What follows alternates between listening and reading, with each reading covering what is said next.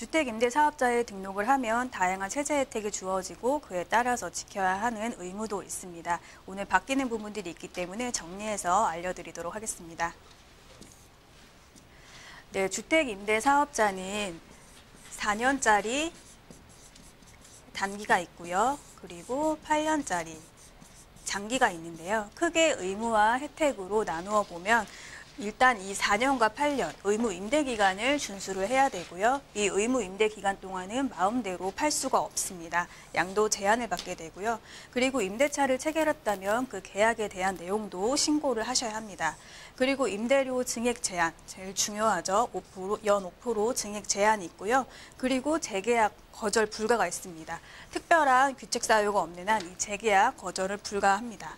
그리고 혜택을 보면요. 이 취득세 감면, 소득세, 재산세 감면 등 다양한 세제 혜택이 주어지고요. 그리고 종부세, 합산 배제, 양도세 중과 배제 이 조건에 해당하면은 이런 큰 혜택도 주어지게 됩니다. 그리고 장기 보유 특별공제 이게 특별히 더 중요한데요. 장기 보유 특별공제 이 8년짜리로 등록을 하고요. 8년 이상 임대를 하면 50% 감면을 받게 되고 10년 이상 임대를 하면 70% 감면을 받게 됩니다. 그런데 다주택자가 조정대상 지역 내에서 양도하는 주택의 경우에는 이 장기보유 특별공제를 전혀 받을 수가 없기 때문에 등록을 했을 때 굉장히 크게 세금 혜택을 받을 수가 있겠습니다. 그 외에도 건강보험료 인상분에 대한 감면 등 내용이 있는데요. 오늘은 시간 관계상 이 의무 그리고 의무를 위반했을 때 이 과태료 부분 그리고 혜택에서는 이 재산세 감면 부분까지 설명을 드리고요. 이 뒷부분에 대해서는 다음 편에 설명을 드리도록 하겠습니다. 네, 주택임대사업자 제가 단기는 4년 그리고 장기는 이 8년의 의무 임대 기간이 있다고 말씀을 드렸는데요. 이 의무 임대 기간을 지키지 않고 본인이 거주를 한다든지 임대를 하지 않는 경우 그리고 신고나 허가를 받지 않고 양도를 하는 경우에는 과태료가 부과가 됩니다. 이때 기존에는 1천만 원의 과태료가 부과가 됐는데요. 강화된 부분이 있고 인하된 부분이 있습니다. 이 과태료 5천만 원까지 굉장히 강하게 매겨지는 부분에 대해서는요. 이 의무 임대 기간 동안에 본인이 거주를 한다든지 임대를 하지 않는 경우 그리고 허가 없이 양도하는 경우 이때는 핵심적인 의무를 위반했다고 봐서 5천만 원 이하로 굉장히 강하게 좀 과태료가 매겨지게 되고요. 그리고 임대사업자 간 양도, 임대 의무 기간 경과 후에 양도 그냥 이렇게 양도를 했는데 단순히 미신고한 경우에는 경미한다고 봐서 기존 1,000만 원에서 과태료 100만 원으로 굉장히 대폭 인하를 해주었습니다. 그리고 주택임대사업자는 임대료 또 이 상한 조정이 있죠. 연 5%가 되겠는데요. 이 5%는 여기서 연이라는 거는 매해를 뜻하는 것이 아니고요. 계약당이라고 보시면 되겠습니다. 그래서 매해 5%씩 인상이 아니고 계약기간이 2년이라면 2년 후에 5% 내에서 인상을 하실 수가 있겠고요. 이때는 과태료가 이 차수, 위반 차수에 따라서 점점점 올라가게 됩니다. 기존에는 500에서 3차 위반일 때는 2천만 원까지 맞았는데요. 이제 이것도 강화가 되어서 1차에 1,000, 3차에는 3천만 원까지 과태료가 부과될 수가 있습니다. 그리고 임대차인의 규칙 사유 외에는 앞서 말씀드렸듯이 임대차 계약을 해지 또 재계약을 거절할 수가 없고요. 또 임대차 계약에 대한 체결을 했다면 이 계약에 대한 내용도 신고를 하셔야 되고 조건도 신고를 하셔야 합니다. 근데 2019년 2월 15일부터는요. 묵시적 갱신인 경우에도 조건 신고를 하셔야 합니다.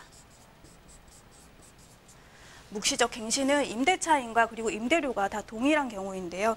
이때에도 신고를 하셔야 된다는 점, 이 부분이 바뀐다는 점 잘 체크를 해두시고요.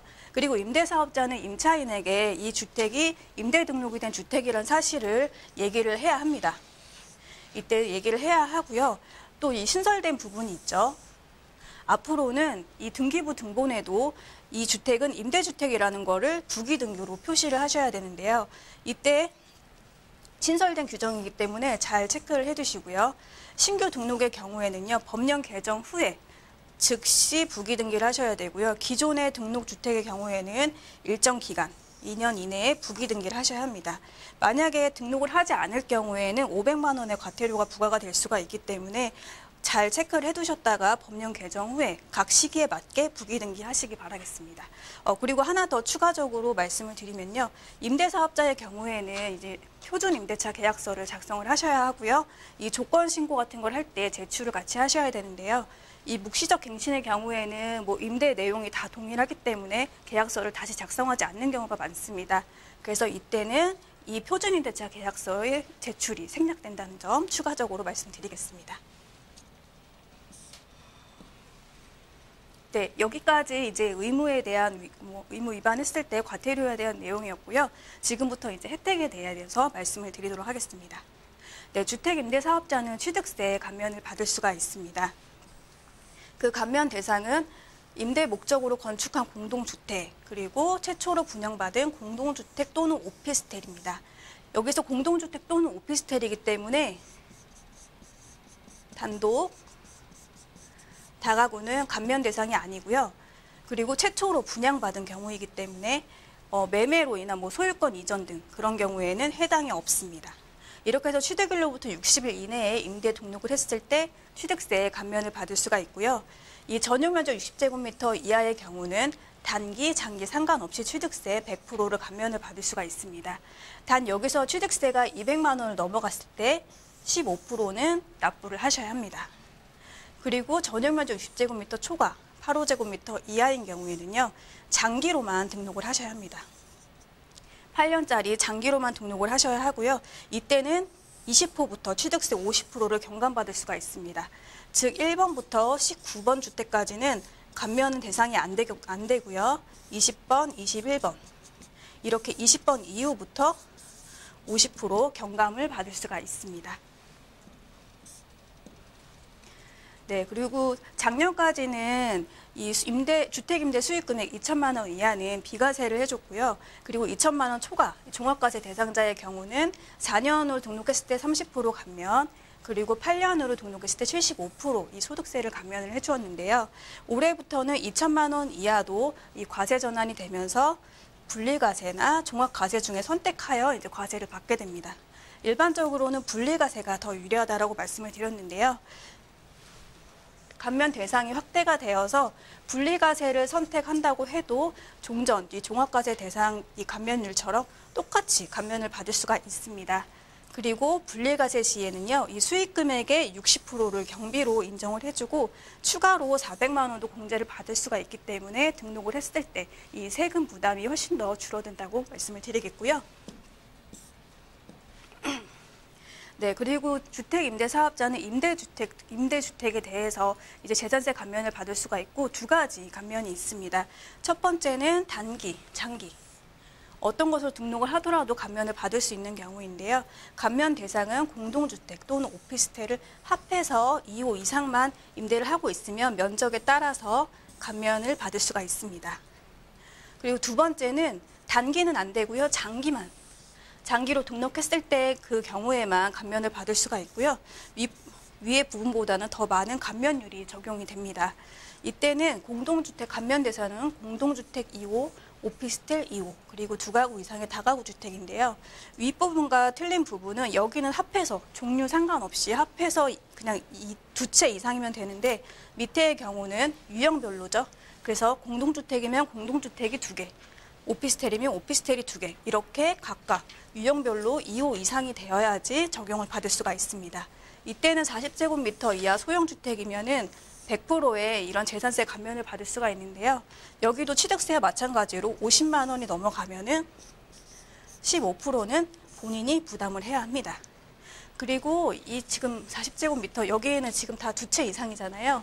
근데 올해부터는 19년 1월 1일부터는 임대주택 활성화 방안으로 해서 한 채만 임대를 하더라도 이 40제곱미터 이하의 경우에는 100% 감면을 받을 수가 있습니다. 네, 오늘 이렇게 주택임대사업자 의무와 혜택에 대해서 알아봤는데요. 뒷부분에 대해서는 다음 시간에 좀 정리를 해드리도록 하겠습니다. 일단 의무사항도 좀 까다로울 수가 있고요. 과태료 부분도 강화가 되었기 때문에 좀 부담스러울 수 있긴 한데요. 아직까지는 그래도 혜택이 더 크다고 보여집니다. 하지만 본인 상황에 따라서 이 등록했을 때 득실이 다를 수가 있기 때문에 등록 전에 잘 꼼꼼히 따져보시고 결정하시길 바라겠고요. 좀 더 자세한 내용, 그런 궁금하신 내용 있으시다면 세미나 신청하셔서 도움 받으시면 되겠습니다.